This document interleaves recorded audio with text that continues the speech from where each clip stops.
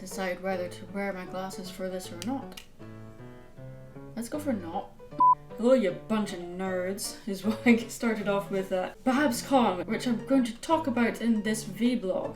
Completely unscripted, because why not? Okay, so first off, I did not take any videos, I did not record any footage at Babscon. Why? Because I'm an idiot. Because I felt it was important to be in the moment. So before I continue, let me explain what Babscon is. So for those that don't know what Babscon is a brony convention. You know, it's like a pop culture convention or comic convention, except it's more focused on one franchise instead of hundreds. Babscon is held in San Francisco, and I attended Babscon for the first time this year. And for those that are new to my channel, the My Little Pony fandom is the vehicle that helped me keep my channel going. I didn't start off doing My Little Pony content. I started off doing reviewing video games and TV shows and movies, and then I started talking about My Little Pony, and that content took off, and it's definitely one of the reasons why my channel is still going. And I go to conventions, to vend and to help fund everything I do online and to interact with people that watch my content. So I started vending in 2014, and my very first convention was also a brony convention. That was Brony Scott. Rest in peace, Brony Scott. I wanted to talk about my experience at Babscon, and not just at Babscon, but in California in general, because this, in spite of not taking any footage for a vlog at this convention, this convention has definitely had an impact on me. Being surrounded by so many people that are there for the same reason as you, to celebrate an amazing franchise that has been running since the 80s and has had such an impact on people like myself, like content creators. The fandom is so intoxicating and so supportive. And when you're in that environment where people are coming to you to say thank you for making your content, it makes all of the hard work and isolation that content creators like myself go through so much worth it. And I want to also encourage people, if you're at a convention and there's someone there that you really admire and you watch their content, please talk to them. And I'm telling myself this because I know how hard that is. If I'm at a convention and I'm waiting in line to get something signed by someone I admire, I understand how nerve-wracking that is, but they are just people. And for me, because I've never attended a convention as an attendee, I've always been there as a vendor and panelist and guest. Being on the other side of that is still very alien to me. So I want to tell you some stories from the con. So before I get to the con, I want to talk about, I spent a couple of days in Burbank with some friends. Shout out to Thespio, Midnight Sonata and Lightning Bliss here. Shout! And we were able to visit the Warner Brothers studio tour. And for me, I'm going to show some photos as I'm talking about this, but the main thing that I was looking forward to was seeing some of the original cells from some Warner Brothers cartoons and Batman and all that kind of stuff, and also the TV sets for Friends and The Big Bang Theory. The reason for that is because, for those that don't know, my sister, who passed away in 2020, absolutely adored Friends. And she also loved The Big Bang Theory, and we would watch those shows together. We grew up during the 90s, so every week when Friends was airing, that was one of the shows that we would sit down and watch together. So at Warner Brothers Studios, they have sets for Friends permanently there, so you can take photos there. Well, not all the sets, but the main set, which is Central Perk, which is the cafe that the Friends hang out at. So we were able to take a picture sitting on the couch, the famous Friends couch, and also take a picture in front of the fountain that the Friends dance in and play around in during the intro. The reason why I bring this up is because we were there with a couple of people that are also quite well known in the brony fandom, and I just want to say thank you for dropping that idea, saying, oh hey, come to Burbank and we can do this awesome thing together before the convention. I am so glad we did that before the convention instead of after, because that really got me into the right mindset to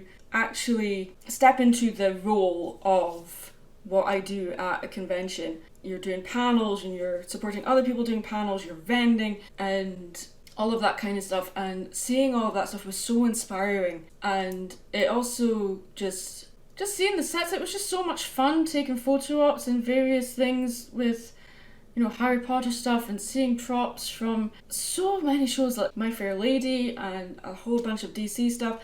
I saw the original Batmobile. That blows my mind. And I know for some people that, oh, if they live there or they get to do this a lot, it's like, oh, it's just this, it's just that. And it is just a thing. But for someone that's lived in a tiny market town on the northeast coast of Scotland, the stuff that I got to do, if I told myself that I was going to do that only just a handful of years ago, I would be like, that's total bull. No way would I be doing that. It's crazy. So on top of that, there was something that I was able to get off my bucket list, and that was to see the Disney Animation Studio in Burbank. And so there's the photo right there on the screen for you, and that building means so much to me. And it's not just because it's Disney, but it's that building has been featured in so many documentaries or VBLOGs or whatever that I've watched, and I never thought I would get that close to that building. It's iconic to me, and it's very sentimental, very much ingrained in my head as a place that I really wanted to go, so that was fantastic. Some stories when we arrived at Babscon. Now, for people that don't know, when you're vending, you travel with a lot of stuff, and you can always spot other vendors because they're usually walking around with 4 cases in tow. And I remember arriving and I only had 2 cases with me, so you would spot them, and common courtesy is to offer help if someone is struggling. So I was in the elevator and someone who was clearly a vendor was struggling with, I think they had about 5 cases or something, so I offered to help. And I can't remember your name, but if you're watching this, it was lovely meeting you. So I was talking to them, and then as I was helping them with their cases to their room, they recognised my voice, so they watched my content. So that meant a lot. I don't really show my face on my YouTube channel that often, so I don't really get recognised when I'm going around unless I'm wearing the Maddie hat and I wore this jacket. This debuted at Babscon. This is going to be Maddie's jacket. Or they'll recognise the blue hair as well. Obviously that's a big giveaway, but when you're at a convention like this, lots of people have crazy coloured hair. So Friday was the first day of the convention, and that was mainly a day just for vendors to settle in, and for attendees obviously are coming in and out of the vendor hall, and they're looking at what you've got for sale and they're deciding what they're going to get. And then I was helping out at a couple of panels that day. I believe that was the day when myself, Silver Quill and Flittercraze were doing the So You Want to Voice Act panel. And that was a lot of fun. So thank you to everyone that came along to that. Because it was the first panel I ever did at Babscon, it was also the first panel I ever did with Flittercraze. And Flittercraze is amazing. She's a very dear friend, and she's incredibly smart and gifted person, and she was sitting in between myself and Silver Quill, and we, of course, because me and Silver Quill have known each other for so long, we were just annoying each other. Like, she was stuck in the middle. So day 2, Saturday was the day of doom, as I called it, because we were vending. I had 5 panels that day or something ridiculous like that, and trying to fit in times to eat when you're running around like headless chickens at these conventions, it's very challenging. So we did the Viking panel with Dusty and Flittercraze again, and myself and Chris the Scot, and I learned a lot in that one. That was really good fun. We also did cons across the ocean, as well that we did. Myself, Flitter Craze, and Lightning Bliss did that panel, and that was a lot of fun as well. And then I did my own panel, and that one was the importance of staying creative. I have done this panel before at Brony Scott as well as BronyCon, and I was really looking forward to doing this one because I rewrote the whole thing pretty much for Babscon. And it was more of a philosophical discussion about creativity, and I felt it wasn't all that related to My Little Pony, but I tried to incorporate some elements from the show into it, and hopefully that translated over well. But I also want to say how grateful I am that people actually turned up for this panel, because the panel was at 8 o'clock in the evening, and it was also during the same time, I can't believe the convention did this, at the exact same time as the Owl House finale. And the Owl House finale was airing during my panel and at a convention where the VA that does the voice of the main character was a guest. So when I saw the schedule, I was like, people probably won't come to my panel if this is on at the same time. More importantly, I wanted to go to that. That was the one thing I wanted to go to at this convention, and I couldn't go because I had my own panel.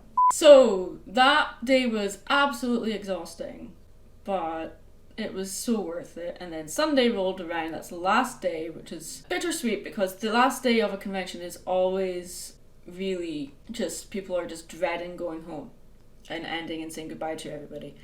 And I try to keep the last day of conventions free of panels if I can help it, so I can just focus on vending. And it also means that I can get a little bit to actually explore the vendor hall myself. I was able to talk to Tony Fleeks, who was directly opposite me in the vendor hall, and that was really cool because he signed my copy of his comic book Stray Dogs. Funny story about that. I arrived at the convention and I could not find my copy of Stray Dogs anywhere. It just disappeared into the ether. So then my friend Flitter Craze bought me a new copy and had Tony Fleeks sign it, which I'm very grateful for. However, I should point out that my copy of Stray Dogs is, pardon the pun, very dog-eared and is torn and dented and all sorts.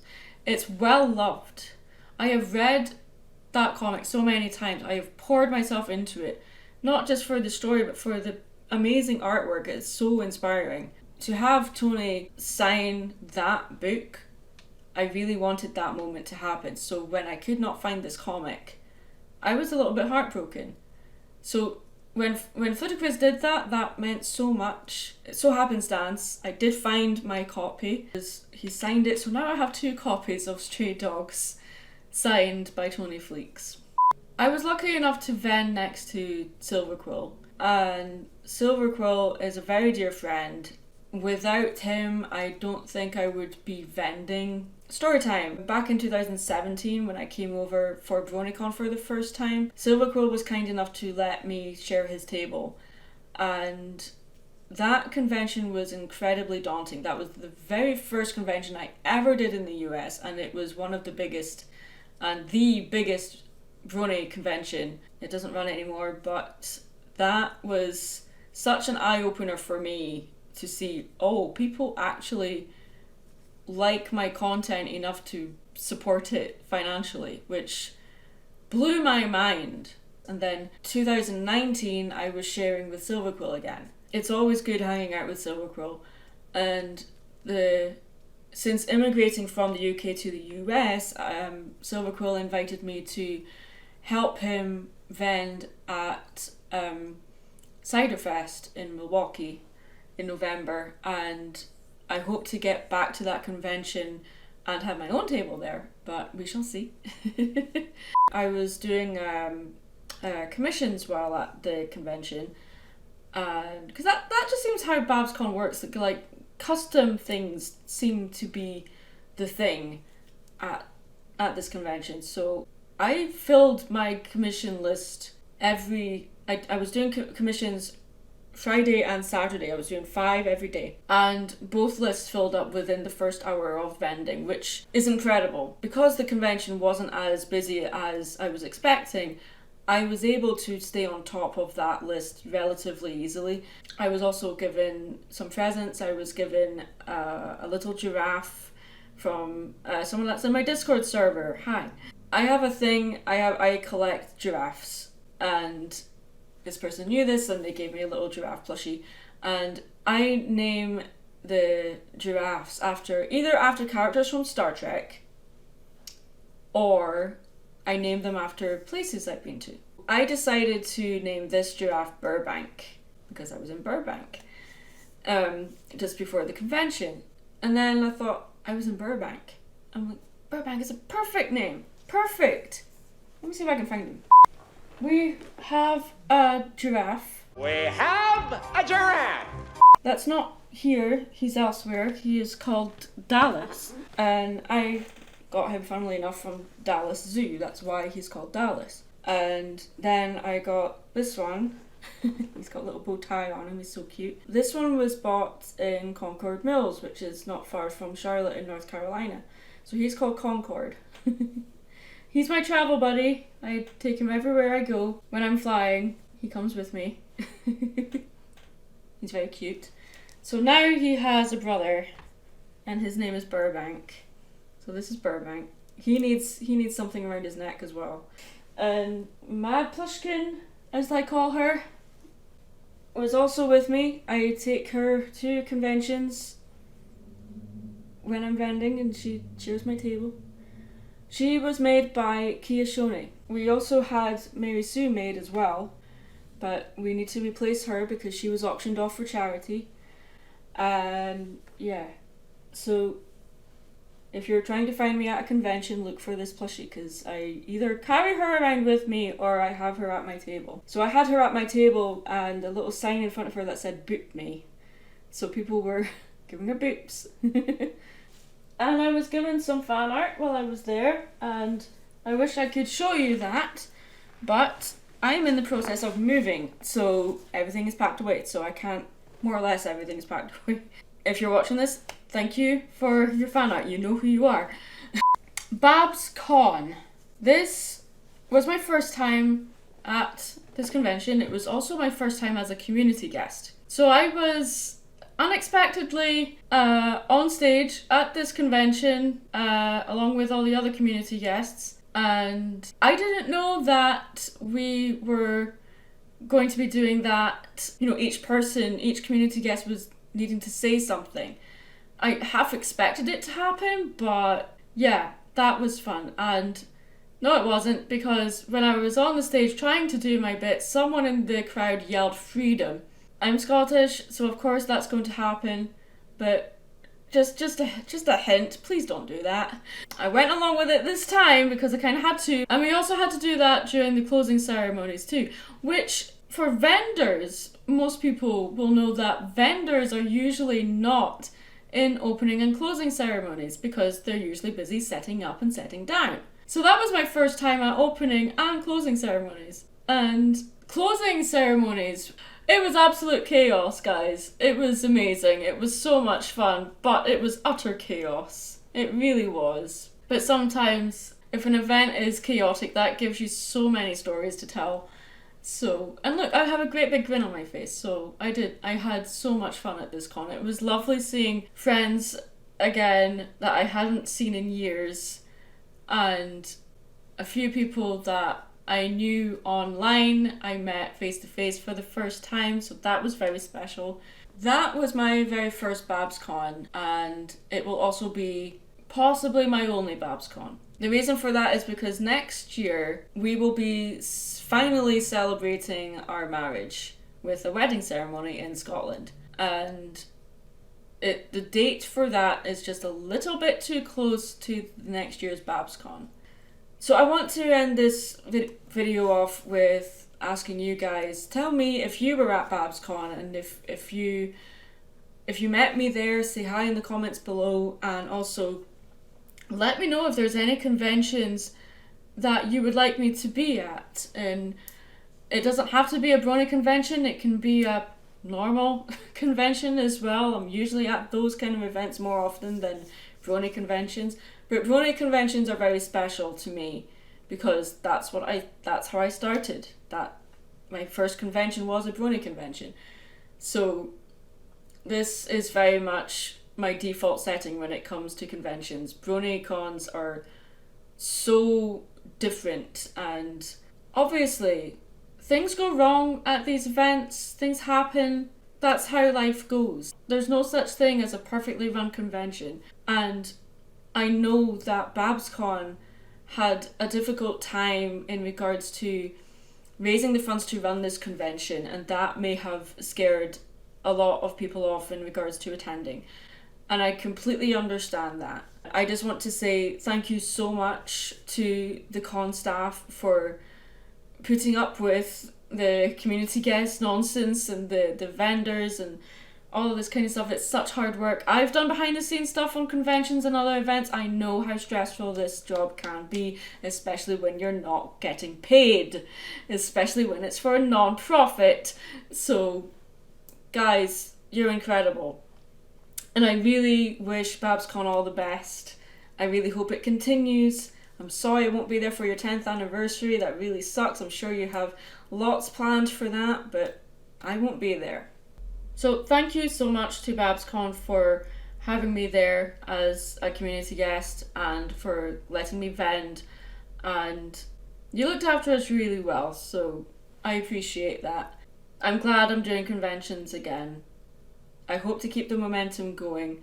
So to end all this unstructured and unscripted vlog, I'm Mad Munchkin. Stay creative, wash your hands, put your shopping cart away, wear your seatbelt, and survive the apocalypse. See you later, nerds.